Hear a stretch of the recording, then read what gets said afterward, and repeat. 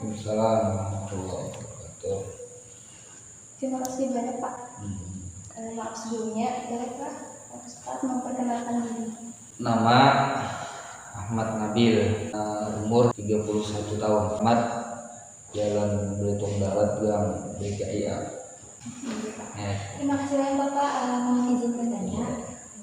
Jadi pertanyaan yang pertama nih, bagaimana tips agar dapat menjaga keimanan di tengah maraknya tren pakaian yang membuka aurat? Memang kalau untuk iman dikatakan oleh ulama bahwasanya iman itu kadang bisa naik, kadang bisa turun. Agar iman selalu terjaga kepada Allah Subhanahu wa taala dengan iman yang tinggi di atas, itu para ulama memberikan tips atau saran agar selalu memperbanyak atau mengisi waktu-waktu dengan hal-hal yang positif. Untuk memperkuat iman bisa dengan cara sering-sering minta nasihat atau bertemu memandang kepada orang-orang soleh.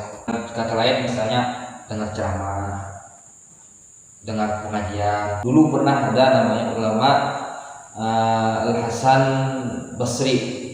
Hasan Basri dikatakan oleh orang yang sering berjumpa dengan Hasan Basri, ketika aku berjumpa atau melihat Hasan Basri, maka gairahku untuk beramal saleh itu bertambah. Baru melihatnya ya, belum mendengar nasihatnya, itu sudah bisa meningkatkan keimanannya kepada Allah Subhanahu wa taala.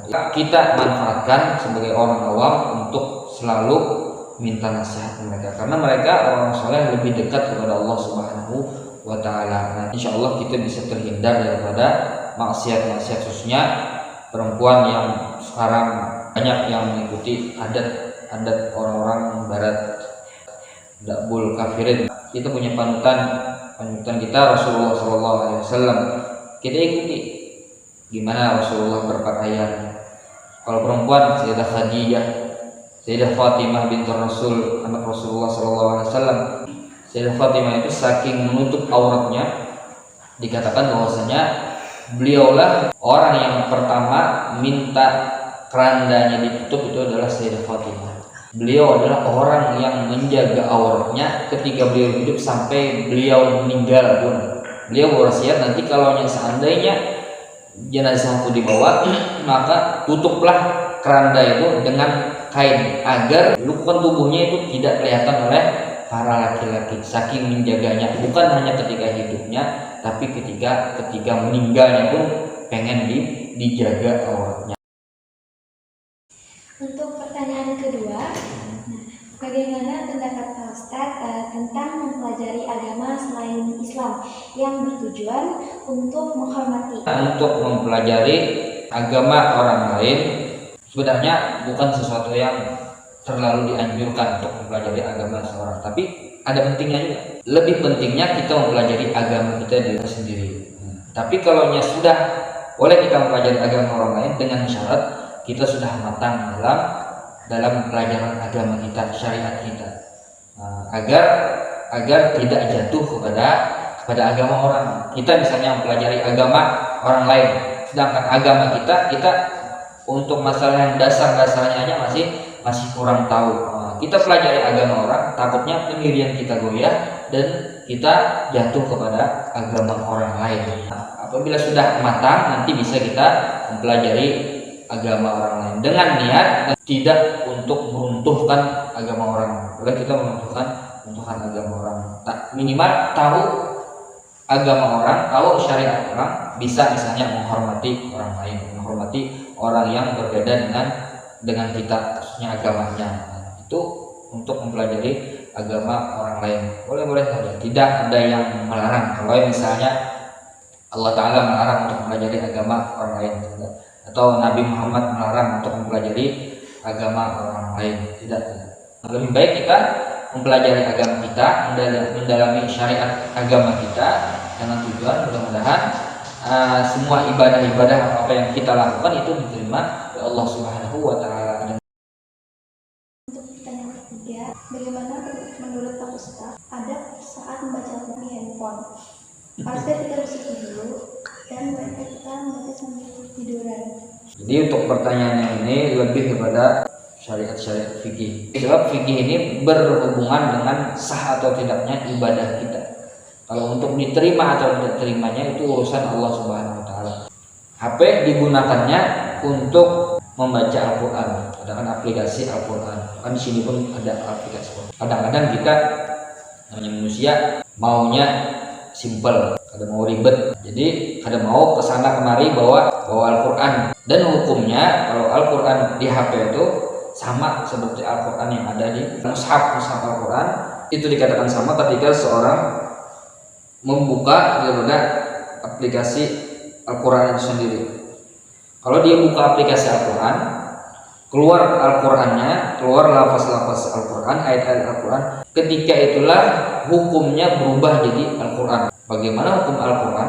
Ketika seseorang membacanya, ketika seorang memegang Al-Qur'an, kalau kita mazhab Syafi'i diwajibkan memakai berwudu sebelum memegang Al-Qur'an. Maka ketika seseorang memegang HP yang layarnya ini dipenuhi dengan ayat Al-Qur'an, maka itu sama hukumnya Al-Qur'an, wajib berwudu. Ada boleh orang kada berwudu megang HP-nya. Jadi HP ini seolah-olah jadi Al-Qur'an. Tapi ketika dia keluar dari aplikasi Al-Qur'an sendiri, hilang tulisan Al-Qur'annya, maka terbalik jadi HP lagi. Kemudian untuk adab-adabnya sama seperti orang membaca Al-Qur'an dipakai mushaf itu. Sama. Orang ketika baca Al-Qur'an itu memang bukan syarat seperti sholat. Kalau sholat itu syarat sahnya orang sholat itu adalah harus menghadap kiblat. Tapi kalau baca Al-Qur'an itu hanya ada sunnah. Tapi itu dituntut bagusnya menghadap kiblat dengan cara duduk yang bagus, berada dengan pakaian yang bagus, memakai siwak, banyak lagi ada baca Quran dengan misalnya membaguskan suara. Pertanyaan selanjutnya, bagaimana menurut Pak Ustadz? Apakah boleh salawat diiringi dengan musik yang lagi tren di media sosial? Kembali kepada hukum fikih. Allah Ta'ala sendiri yang memerintahkan untuk kita bersalawat kepada Rasulullah SAW. Kemudian hukum untuk musik itu sendiri, ulama mengatakan bahwasanya pada umumnya musik itu hukumnya mubah, artinya boleh. Bagaimana pengaruh terhadap si pendengarnya? Bagaimana hukum salawat itu sendiri ketika diiringi dengan memang banyak sekarang ya, salawat, orang bersalawat kemudian diiringi dengan musiknya yang luar biasa. Salawatnya biasa aja, salawat dengan mungkin merdu suaranya, tapi lebih dominan kepada musiknya. Kemudian sehingga orang lebih terlena kepada musik itu sendiri dibandingkan kepada salawatnya itu sendiri. Ini kurang bagus ya, kurang adab kepada Rasulullah SAW. Kalau mau salawat diiringi dengan musiknya jangan terlalu dominan, lebih didominankan salawat itu sendiri. Kalau kita khususnya di daerah Banjarmasin itu suka mendengarkan salawat itu dengan iringan misalnya terbang. Masuk pertanyaan terakhir. Jadi di saat bertamu di rumah orang non-muslim, bagaimana adab untuk bertamu? Apakah harus mengucapkan salam sesuai dengan agamanya, atau kita tetap mengucapkan assalamualaikum? Penting beradab kepada muslim itu sendiri atau kepada non-muslim, bahkan kepada semua makhluk Allah Ta'ala. Apalagi kita bertamu ke rumah non-muslim atau mereka ke rumah kita, itu lebih detail lagi, ada adab-adab bagaimana seorang ketika bertamu. Intinya kan apakah kita mengucapkan salam atau salam dengan cara kita Islam atau dengan salam mereka. Nah, nanti itu ada hukum-hukum itu sendiri. Memang kita dianjurkan toleransi kan, dengan toleransi kepada selain agama kita. Tapi ada beberapa prinsip yang kita tidak boleh langgar. Kalau kita langgar, artinya kita tidak toleransi dengan agama kita sendiri. Masa kita toleransi dengan orang lain, dengan agama lain, sedangkan dengan agama kita tidak toleransi. Tidak ada orang toleransi itu melanggar syariat Allah Ta'ala.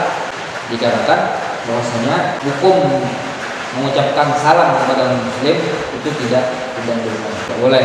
Kenapa? Karena salam itu isinya doa. Makna atau kandungan daripada salam itu sendiri keselamatan atas kalian dan rahmat Allah Subhanahu wa taala.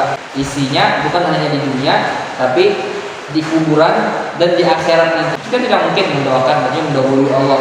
Masa orang kafir kita doakan selamat dunia akhirat? Kenapa? Allah sendiri yang sudah mencapnya orang kafir itu bakalan masuk neraka, kekal dalam neraka. Jadi kita tidak diperbolehkan untuk mengucapkan salam kepada orang-orang kafir. Bahkan Rasulullah sendiri pun tidak mengucapkan salam kepada orang-orang kafir.